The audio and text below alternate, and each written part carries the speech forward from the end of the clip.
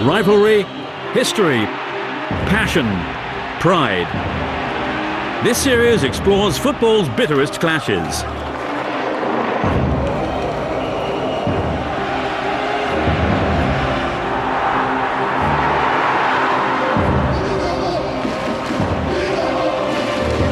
This is Football Rivalries.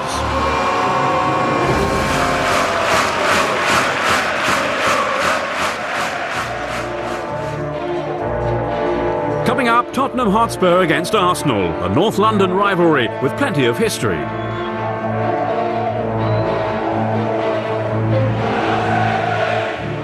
And temperatures are rising in Turkey. Galatasaray against Fenerbahce is never a quiet affair, to put it mildly.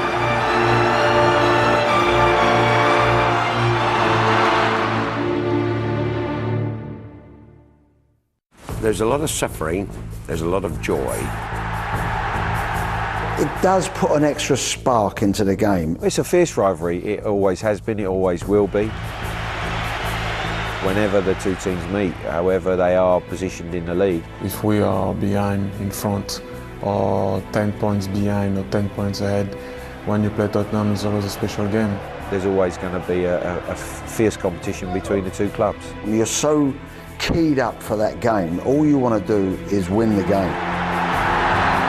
It's a big one. It goes back a long way, and you know, on the day of the game, there's a different feel about it. A short bus ride along the famous Seven Sisters Road separates Arsenal and Tottenham Hotspur.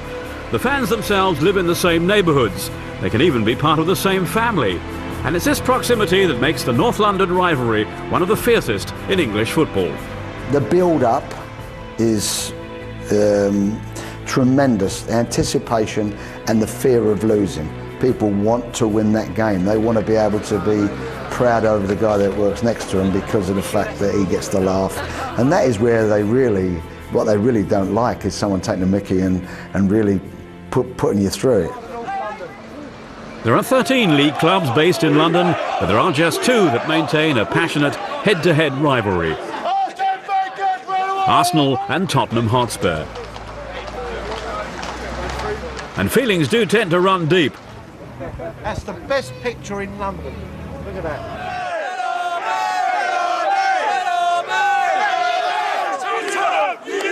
But Arsenal versus Tottenham Hotspur hasn't always been the North London derby. Arsenal have their roots in Woolwich, in the southeast of the capital. We don't really forget that our origins sort of are in Woolwich and Plumstead, but whilst we're respectful and understand where we come from, ultimately we're now the pride of North London. Woolwich Arsenal were the team of the Royal Gunnery, playing their first games on this piece of land, Dial Square, in 1886. As the team grew into a club, they were to move away from the southeast and head north to Highbury. Arsenal. Yeah man, best team. Every time Arsenal. Arsenal had arrived on Spurs patch, and fans like Daniel Wynne have always been suspicious of the Gunners from Woolwich. Tottenham were in North London, Arsenal were in Woolwich. It's well documented. They are a South London club, so arguably it's not even a North London derby. Arsenal moving a half mile to their new Emirates Stadium in 2006 has led to the beginning of another Spurs theory. They are the travelling club. They are the gypsies, if you like. They can't settle anywhere. They were in South London, North London, and now they've gone from Highbury again. They've gone over to their new stadium. They're just not settled. So in 1913, we were in North London. We were established. That was our base. That was our home. And they came in on our doorstep. They wanted what we've got. They wanted what we've had, and that's a consistent message right the way throughout history. They've always said that Tottenham are the only true North London club. Arsenal are a South London club that moved to North London. It's an angle they've always had, but it smells of desperation for me a little bit. North London, South London, these two sets of fans are happiest when they're bickering with each other.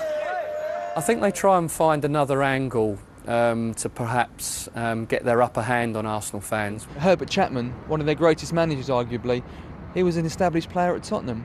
Why have they got white sleeves on their shirts? Again, it's well documented. Herbert Chapman wanted to recreate the flair of Tottenham. It smells, as I say, of desperation. White represents Tottenham, white represents good, white represents purity. Tottenham play pure football, Arsenal don't. But if all that sounds like North London squabbling, the Tottenham fans do perhaps have at least one genuine grudge.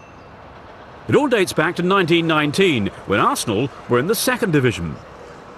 They bought their way into the top league. They finished, I think, fifth in the old second division. Tottenham finished in the relegation places, and history and precedent showed that the team that finished in the top division would keep their place. But somehow, don't ask me how, brown paper bags again maybe, but brown paper bags were exchanged and somehow Arsenal bought their way into the top division. It's very much part of history. As you can imagine, as Arsenal fans, when we read that story, it makes us laugh, it makes us smile, it makes us smirk, because it was at the expense of Tottenham. So that was the point when a great rivalry kicked in. The Gunners dominated the earlier part of the century under the management of the great Herbert Chapman, with 5 title wins and 2 FA Cups in their triumphant 1930s period. But by the time the 60s came around, the power balance had shifted across North London. Tottenham under Bill Nicholson were the team to watch, whichever club you belong to. I arrived at the Arsenal as a 17-year-old 5 million years ago. I've got to confess now that I spent a hell of a lot of time watching Tottenham, because in those days, if we had our players pass from the Arsenal or any other London club, we could go to an opposition ground and get in for free. As a young boy, I wanted to go to Spurs because that was my team. I used to actually go to the games. I mean, I was at school at the time, but obviously with the clubs pursuing you to get you to sign, you used to get tickets and go to the game. It was Spurs' heyday, when crowds flocked to see Bill Nicholson's double-winning side of 1961, led by Danny Blanchflower.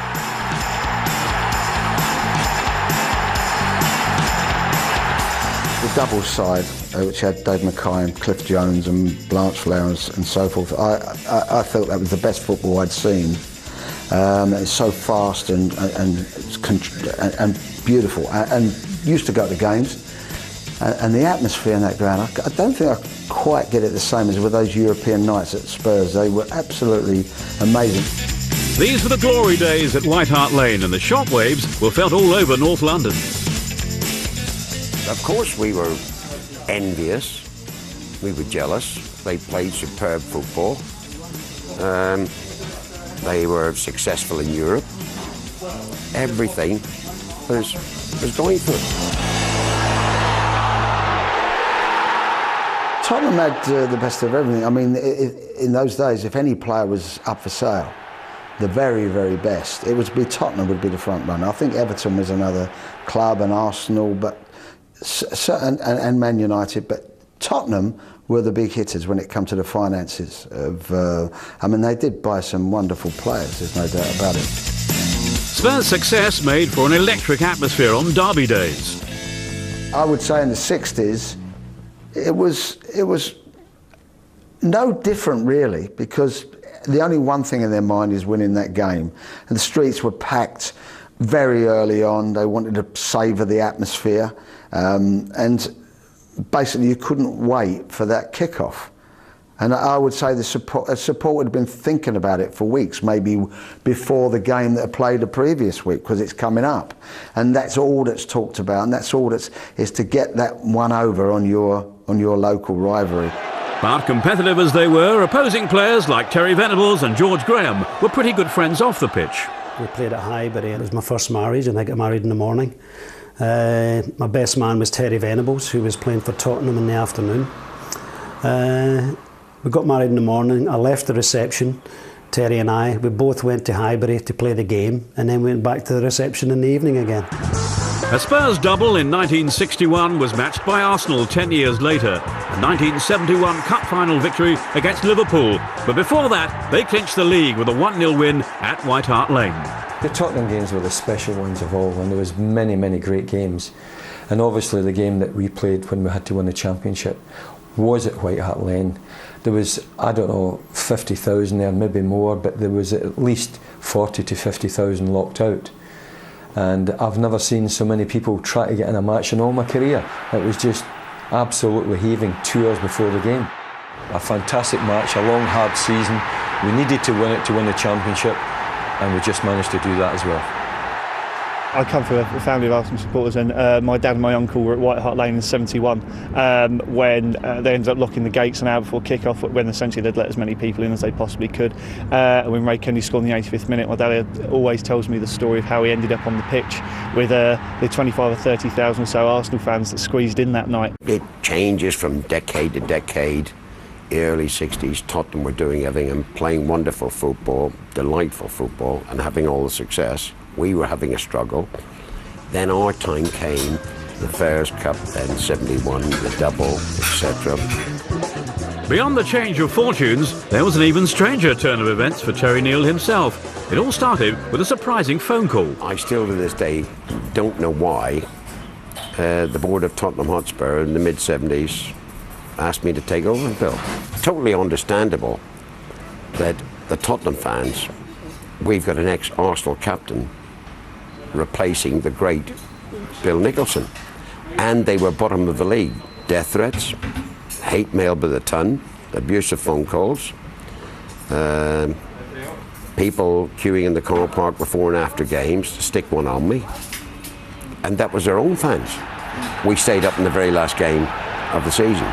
So, as I say, human nature being what it is, instant hero. For an ex-Arsenal hero, though, it was never going to be a lengthy stay at White Hart Lane for Terry Neill. It broke my heart to leave Tottenham, but it was just simply a question. I could not get on with the directors, and I just felt much too young to die. There was only one direction for Terry to go, back down the Seven Sisters Road. And then suddenly I got the call, would I like to have lunch with Dennis Ilwood, who'd been like a father to me at the Arsenal when I arrived as a 17-year-old. A couple of industrial-size gin and tonics out in the lawn, summertime, beautiful summer of 76. Welcome back. I was at long last, as I felt, certainly, at home. It wasn't just Terry Neill, though, who made the journey from Spurs to Arsenal. Pat Jennings, Spurs' legendary goalkeeper, made the move too. Probably the best bit of transfer business that I ever did was taking him across that divide from Tottenham to Arsenal. When I signed Pat and gave him a 4-year contract, there were nods and winks all over the place. Oh well, Terry and Pat have played the Northern Ireland team for years, the old Pals Act and everything like that. In truth, 8 years later, Pat Jennings was still in the Arsenal first team, still playing international football, and I was gone. It was a mark of Jennings' quality and popularity that he managed to cross North London with friends in both camps. We'll welcome them. Because if players move from Tottenham to Arsenal, we generally only take their very best players. I mean, Pat Jennings was a goalkeeping legend and revered by both teams. Spurs fans are reasonable people. Pat Jennings did it, but he's been welcomed back with open arms, OK? But it isn't always that amicable when a player crosses the city to join the rival. Sol Campbell's infamous move from Tottenham to Arsenal in July 2001 split North London once again. Campbell had been the jewel in Spurs' crown. I think the headlines when Sol Campbell left was the ultimate act of betrayal. Not only did he lie to the Tottenham supporters by saying he wasn't going to go anywhere. Up to the last day, many Tottenham fans were very confident that Sol was going to stay and extend his stay, and then he ends up taking 100 grand a week to move to their most bitter rivals, Arsenal. Now, that is the ultimate crime. Speaking to a couple of Spurs fans I'm very good friends with, sadly deep down they understand that he had to leave Tottenham because he was a world-class centre-back and he had no place being at Tottenham, because a world-class centre-back deserves more than finishing 11th and going out in the first round of the Cup every year. The fact he went to them, yeah, that's what really hurt us. The fact that he's always said he was a Tottenham fan through and through, and you know, at the height of his career basically, to uproot and go over to that lot, that's what really hurt. Back in the 1970s, though, Arsenal were fast establishing themselves as the dominant force in North London football. Terry Neill took his Arsenal side back to White Hart Lane in 1978. Liam Brady's famous strike and an Alan Sunderland hat-trick helped the Gunners to a 5-0 victory over their great rivals. In 1986, Arsenal made a crucial appointment. George Graham, who'd been so stylish as a player for the Gunners, became their most pragmatic manager. At the beginning, late 80s, early 90s, we were playing good football again, and then George Graham, the side that he created that won the Cups in the mid-90s, again were classed as extremely negative, and every football fan said they didn't like watching Arsenal. Arsenal did get a name for themselves as a boring team to watch, but their fans, players and manager never tired of the trophies they won. All you heard from Tottenham fans during the George Graham years were, OK, you're winning, but you're boring. And we were winning. We were very, very boring. I don't think anyone can sort of take that away from George Graham's teams. Over at White Hart Lane, it simply couldn't have happened.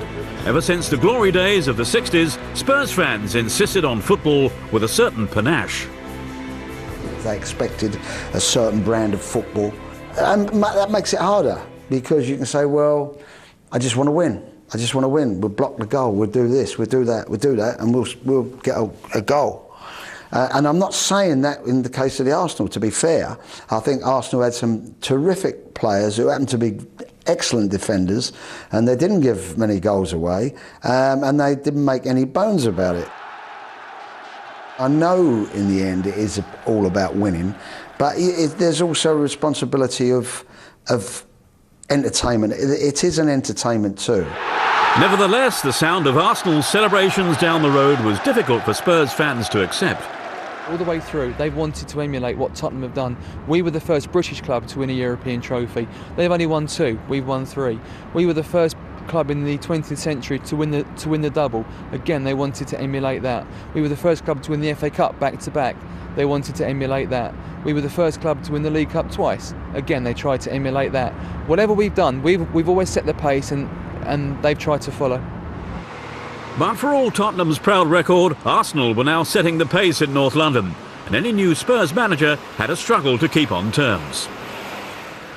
I arrived at, I think it was November '87, and Arsenal have been doing great things. And of course they were way ahead, and we were going to be trying to catch them up, which wasn't going to be that easy.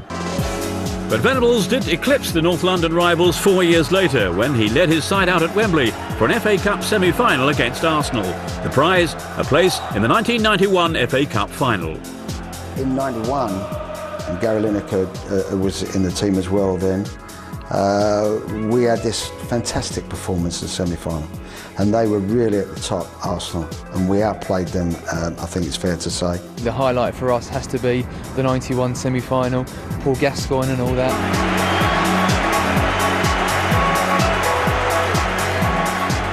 To be playing Arsenal at Wembley brought in a massive attendance, and it was a fantastic showpiece. Tottenham went into the game clearly as underdogs. Arsenal were odds on to win the double. They virtually all but wrapped up the league that season, and you know, we were just up for it more than them. We wanted it more than they did, and you know, get Paul Gascoigne, great start. He did it like a rocket, as we all remember. I think it'd still be going today if there was no net there. He ran straight over to the bench and he just jumped on me and he just said, "The England goalie." He said he only tried to save it. And I always remember his mad eyes and him screaming that out. I call it the semi-final that I went to. I didn't play, I went there. Tottenham's other hero that day was Gary Lineker, who scored twice and made it an occasion to treasure for Spurs fans. The England international goal poacher made sure of a famous 3-1 victory over the old enemy. But while Spurs celebrated, the red and white half of North London were already trying to forget. I was the only gooner at my school, and 3 of my then best mates were Tottenham fans. So, well, the next morning I basically cried, feigned injury and illness, and begged my dad not to send me to school. Seeing as he was trying to do the same thing to get out of work, he sort of couldn't really stop me. So I had the day off. But it was horrible. That was a magnificent game, and that team was really starting to blend. And I must say there was a lot of fantastic performances through the team. Gazza always gets the credit for it, and quite rightly. I mean, the boys would be very happy to say it was such a great team performance. Tottenham beat us in the semi-final, the famous Gascoigne goal, and that was the biggest thing they had over us for a long time, and we got serious grief over that for a period. But fortunately, that only lasted 2 years, because 2 years later we played them in the semi-final again. Yes, both sides were back at Wembley for a rematch. This time, though, no Paul Gascoigne for Tottenham Hotspur. Well, it's back to Wembley again, same expectations. Unfortunately, it wasn't the same game. Tottenham couldn't get their game going, and 1-0 to the Arsenal, which obviously was a renowned chant under the George Graham era.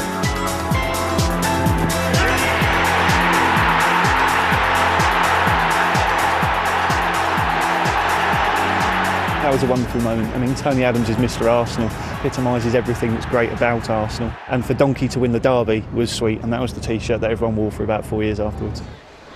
In fact, since the Gascoigne goal, there have been precious few moments for Spurs fans to celebrate within the rivalry.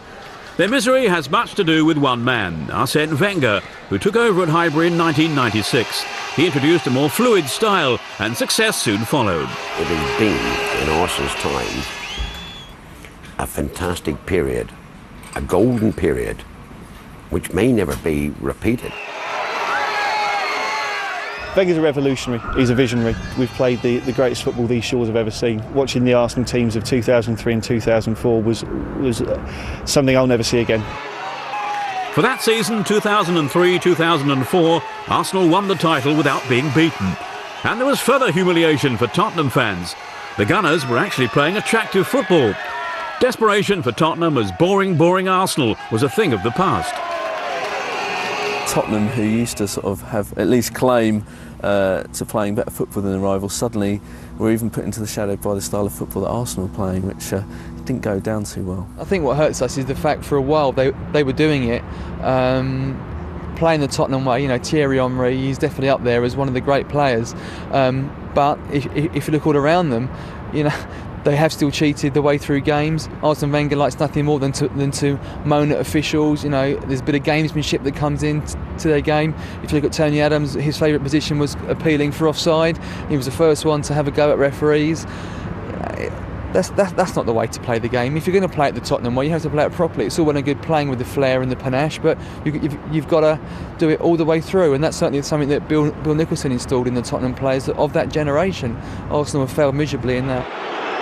There was no escaping the fact, though, that this Arsenal side were one of the greatest ever seen in England. And at the end of their unbeaten season, they forced the message home by once again clinching the championship at White Hart Lane. What could be worse than seeing your bitter rivals celebrating winning the league championship on your own pitch?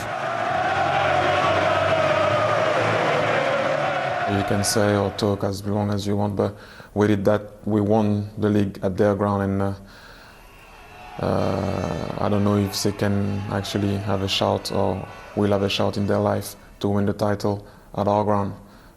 So for me, that will stay in my mind for a very long time. Despite the fact that Tottenham thought that they took something away by equalising in the 90th minute with Robbie Keane's penalty, it was absolutely wonderful.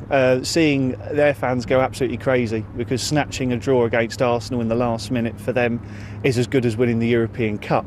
The fact was, we won the league at their place, and you know they can have their 2 seconds of glory, but we had gloating rights for the next year.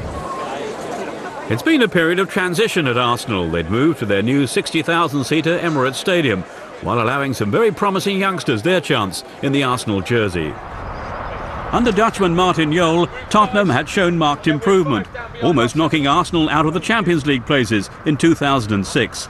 Ultimately, they failed, and as ever for Spurs, it's Arsenal's shadow that looms largest. You have to say they've had a fantastic period of really of domination. When Arsene Wenger came, he changed around the club, he took them to a new level, and they achieved fantastic things. I think you know, not only ourselves but many Premiership clubs have tried to emulate them over the last few years, but I feel that the gap that there was there is closing rapidly, and I think we've made great progress, and I think that Arsenal know that as well. So history rolled on at Arsenal, a new stadium, a new squad emerging. But the decision of one player to leave the club in 2007 seemed a moment of particular significance.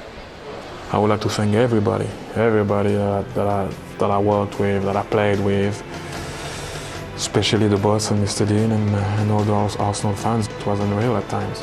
And I will always love the club.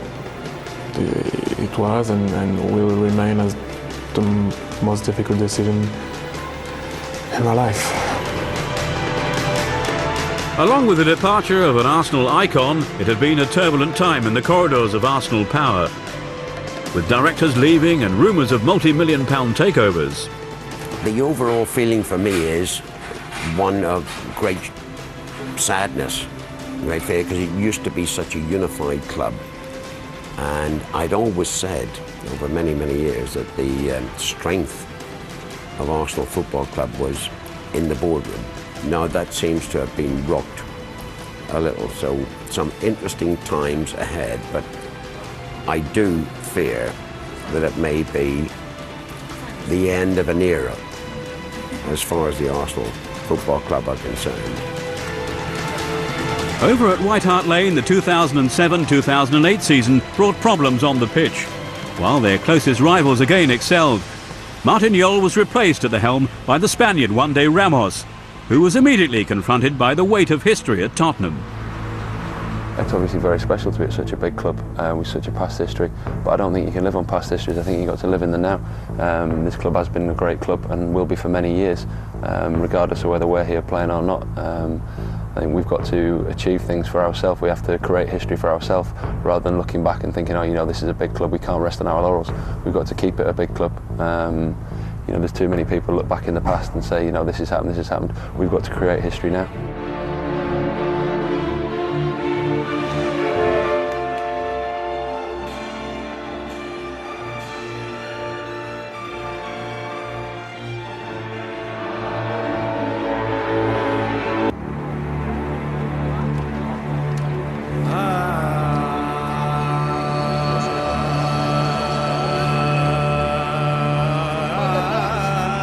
Istanbul, Turkey's cultural centre and gateway to the East, where Europe and Asia collide.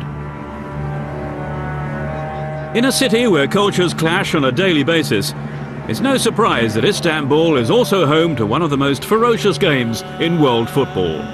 Fenerbahce against Galatasaray. The Istanbul derby is incredible. I'm a Galatasaray fan, but if there was no Fenerbahce, it wouldn't be right. I can say I'm glad they exist.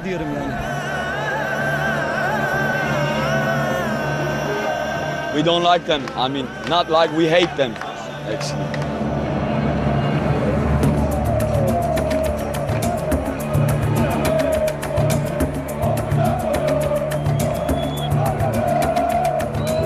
The most important thing in my life. Right from the beginning, this game has been so important in Turkey. I mean, we don't know any other derby, just Galatasaray Fenerbahce.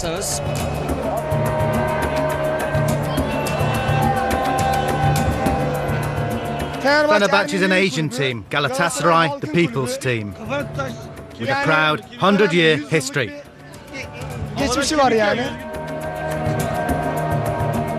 Like you can walk around the city when you, like your head up, you know.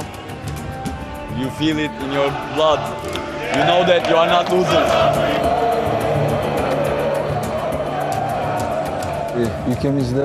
They are both teams who've achieved so much in Turkey, the two biggest teams in the country.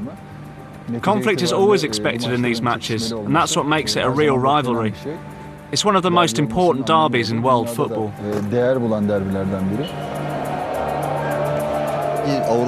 The reason this derby is regarded so seriously both in European and in world football is because of this 100-year rivalry. And it's continued with the same intensity.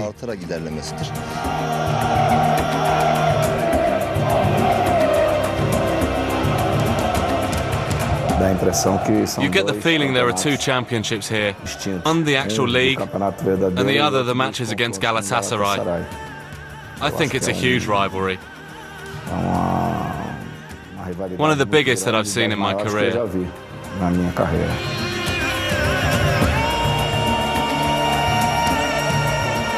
It's very big. It's unbelievable. Football is a religion in Turkey, and especially in Istanbul, with 3 teams in one city. So there's will be a big fight again.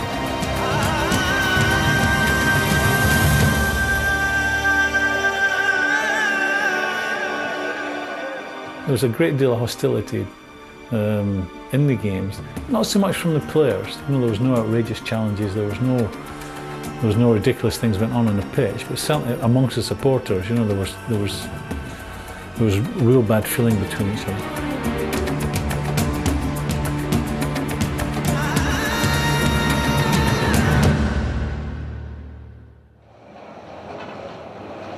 Thursday, May the 17th, 2007. Fenerbahce had just won the Turkish Superliga.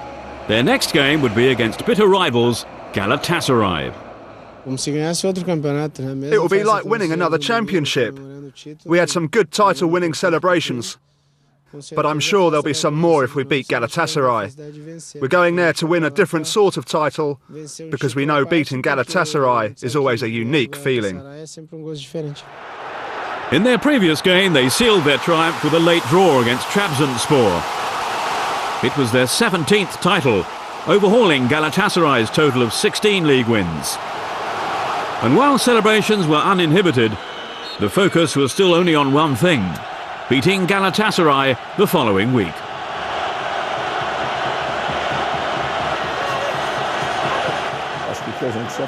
We've done what we had to do, and nothing can take that away. But we know the importance of this game. We know what a win against Galatasaray represents, as much for them as it does for us. So we'll play seriously and properly, as if we still needed the 3 points. As the players prepared ahead of the derby, there was still much at stake. This is a century-old rivalry that divides the entire city. Losing the derby could effectively tarnish an otherwise impeccable season. Galatasaray matches are very important. We need to go out there and concentrate. I'm hoping that's how we'll play, and that we'll be smiling at the end of the day. The mood in the camp was understandably relaxed.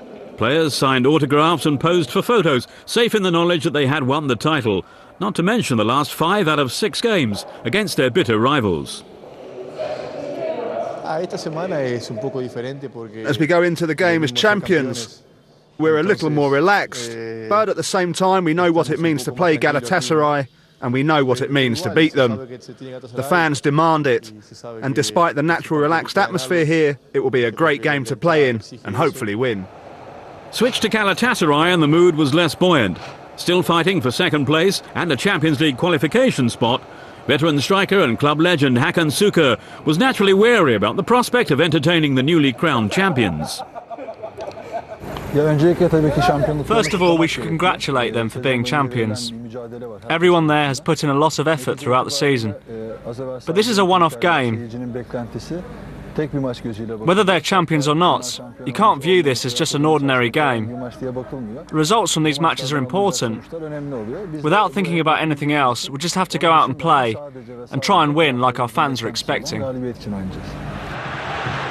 It was only a year earlier, in May 2006, that Galatasaray were enjoying their own success as champions.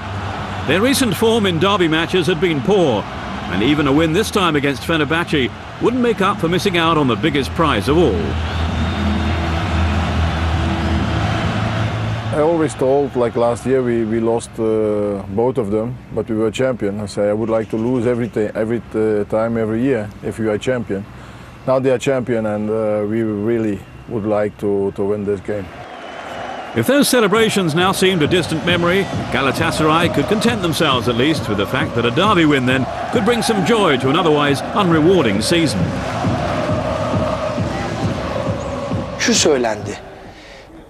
It was always said that you could only be a true Galatasaray player when you had actually beaten Fenerbahce.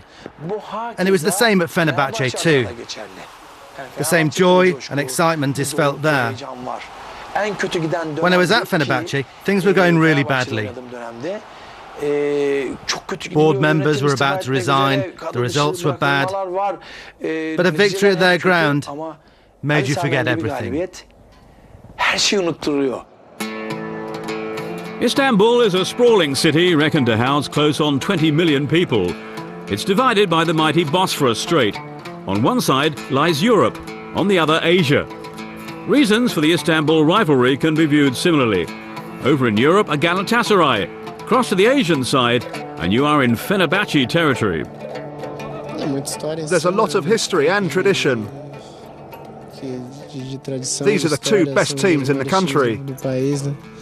And I think over the course of time, and because of the locations of both teams, one in Europe and one in Asia, this has made for a great rivalry. I think maybe something's made of that, one is in Asia, Fenerbahce are in Asia, and Galatasaray on the European side. But I think it's more to do with Galatasaray are sort of regarded as the aristocracy, whereas Fenerbahce are more the working class team over there. Galatasaray were founded in 1905 in the heart of the city at the prestigious Lisesi Galatasaray. It has indeed a reputation of being the club of Istanbul's elite. Galatasaray is a university, and a lot of their board members, or all the board members, have been to that university, and Galatasaray and Fenerbahce is more the working class. But right now, and Galatasaray have won a European competition. Galatasaray have been dominant until this recent history where Fenerbahce have taken over.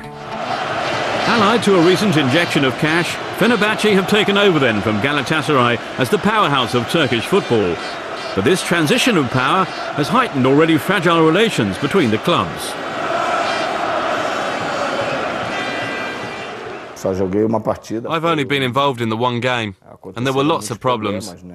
We even had stadium issues of our own as our fans threw a lot of things at their coach. They threw things onto the pitch. Every little thing got them wound up. So it's a problematic game. Off-the-pitch problems have dogged this fixture in recent seasons, but the atmosphere remains unique. When the two clubs met in December 2006, the game was as highly charged in the stands as it was electric out on the field.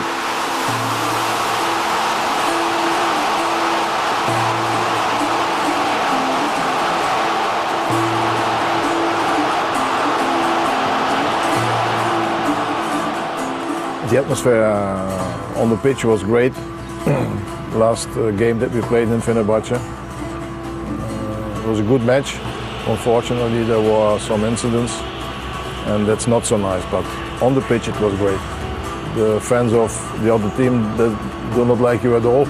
They throw all kind of stuff at you. But from the other side, to live such a big derby, that's fantastic. There's never any love lost between either side in a Galatasaray-Fenerbahce clash. On this occasion, goals from two foreign imports, Alex and Matej Kejman, gave Fenerbahce a 2-0 win. A victory against the old enemy and a step towards the title. It was great because we won. It was perfect. And in the grander scheme of things, that victory helped us on our way to the title we've just won. Friday night before the derby, and it's party night. Not even the wet weather can dampen Fenerbahce's spirits as fans gather to watch the two clubs clash at basketball, a common precursor to the football itself. Galatasaray basketball will play Fenerbahce basketball and ladies basketball as well. There's rivalry at all levels, but the real passion is shown when two football teams come together. Graham Souness knows firsthand about the unique passion in Turkish football. Back in 1996, his Galatasaray team won at Fenerbahce to lift the Turkish Cup. Souness's celebrations were to make him a club legend. What happened, we won the cup, and after the game, we went down to where our supporters were behind the goal, and someone's handed one of the players a great big flag, and they're all passing it around each other. And eventually it's handed to me, and I wave it a few times, turn round to hand it to someone, and by that time all our players had gone back up to the halfway line. So I ended up running back up towards the halfway line with this great big flag. And as I'm doing so, I looked up into the stand and saw this director of Fenerbahce who had been very unkind to me when I arrived. And he actually said, what are Galatasaray doing employing a cripple? He's referring to the open heart surgery I had had. So something flashed through my mind, and I said, I'll show you who's a cripple.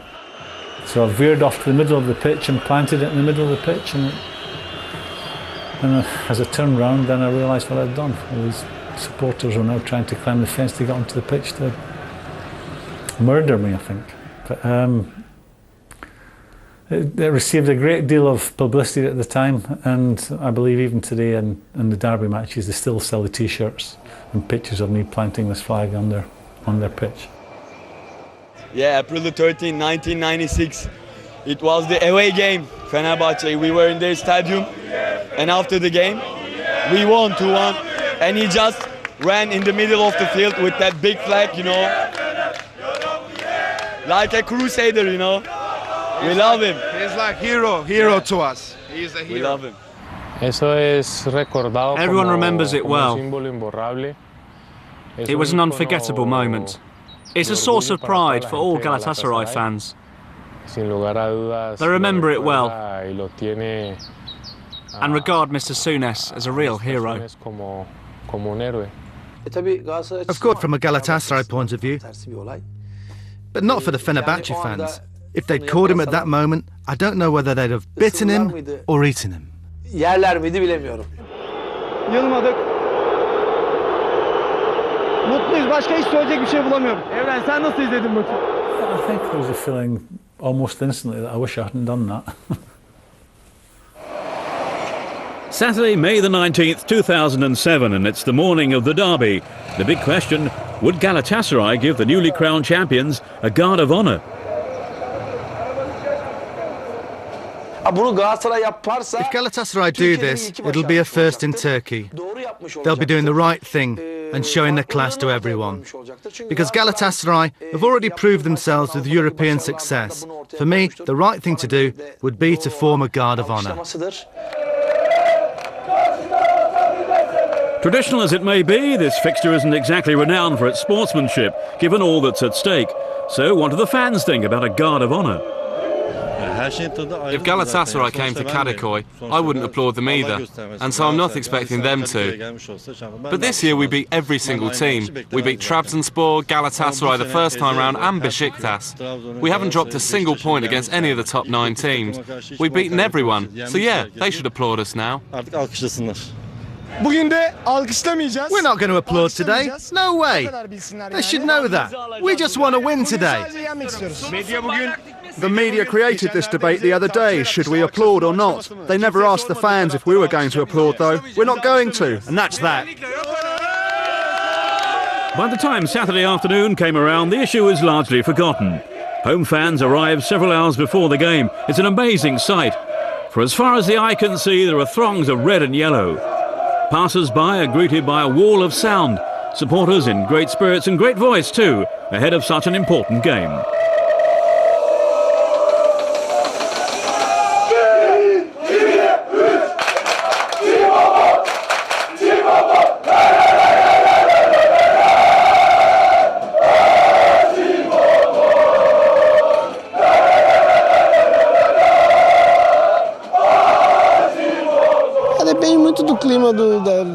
It depends what the game is worth, but there's a really heavy atmosphere in terms of the rivalry. The fans here put their teams above almost everything, sometimes even their families.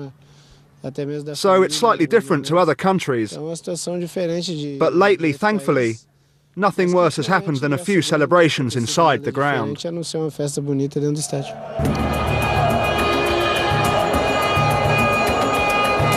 There were still 5 hours until kick-off, but the atmosphere was little short of incendiary. Plenty of passion, but brimming with menace too.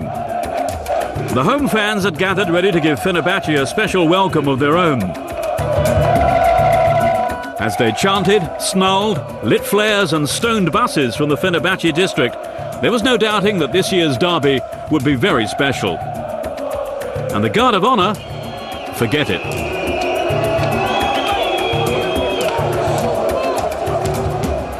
It's fantastic, comparable to a Champions League game or even a World Cup match. They are special atmospheres charged with emotion and adrenaline. And for us players, it's a real privilege to play in them. With the atmosphere on a knife edge and still a long time until kick-off, chaos inevitably ensued. An incident.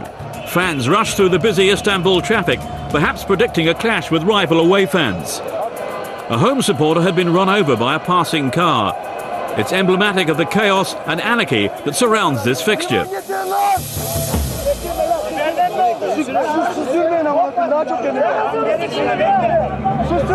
The police were already forced to make their first arrest of the afternoon.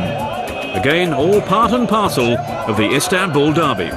It's special, you know. You wonder if it's firecrackers going off or it's guns going off, because you know there's a tremendous atmosphere. And there's all this racket and very different smells to what there would be at an English game when you get off the bus. It's a unique atmosphere. The scenes couldn't be more different where the away fans entered. Sensibly, they'd arrived quietly and through the back door. A necessary move to stop this game boiling over. I'll put it this way. For Galatasaray fans to have to go to Kadıköy in this way, and for Fenerbahce fans to have to come to the Ali Sami Yen in this way, in fact for any fan to go to the opposition stadium like this, it's just uncivilised. I have to put my shirt on here. My crime is that I wear this shirt. And I love this shirt. But by the time both teams had arrived, it appeared boiling point had been reached. Players were greeted to a mixed chorus of cheers and jeers. The Galatasaray fans wanted blood, be it with their own underperforming team or their title-winning neighbours. But the action was only just beginning. Fans were checked vigorously as crowd control fears increased. Nothing was left, but it was soon apparent that this derby would be no ordinary match. Fenerbahce took a first-half lead through Diego Lugano, but the goal only stoked the flames of an already explosive affair. Fans and players alike struggled to keep their cool in the midst of the madness. Players subjected to barrage after barrage of bottles and ripped-up seats. The threatening menace had been replaced by open hostility.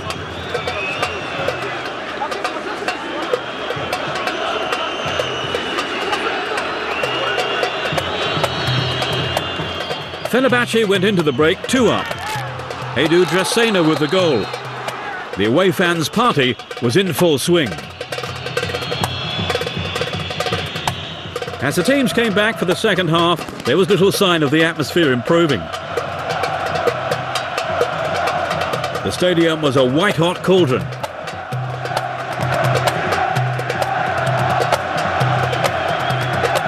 As the Galatasaray fans are known to say, welcome to hell.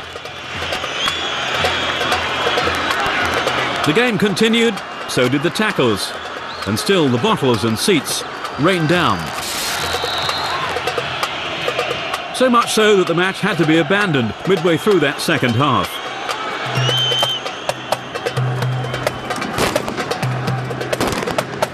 Play eventually got underway again, but still the arguments raged, and the stadium was being slowly destroyed.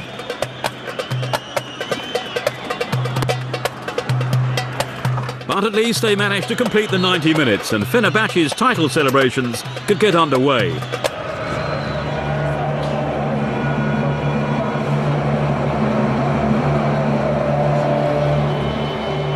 What had just occurred would become dubbed Black Saturday by the Turkish press.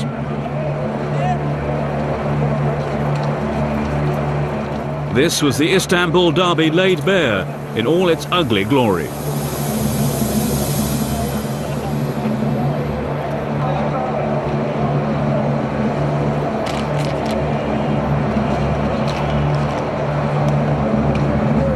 And on this long and bleak night in Istanbul, temperatures were still rising, and the police still had much work to do. Trying to maintain order and keep emotions in check.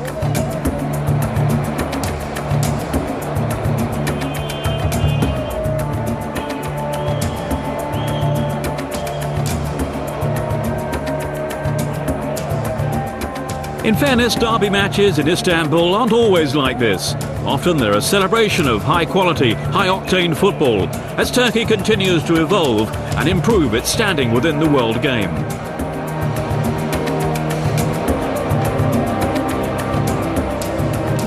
But on evenings such as this, when police and fans come to blows, it's easy to forget the football, forget the incredible passion that makes Galatasaray Fenerbahce such a memorable spectacle.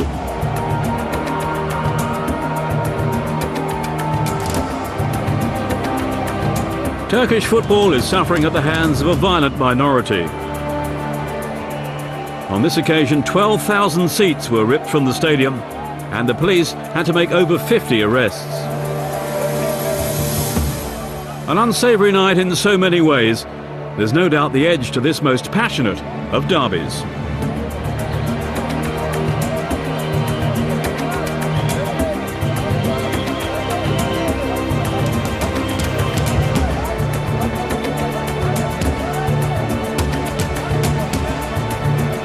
And for the police, the night promised to be a long one.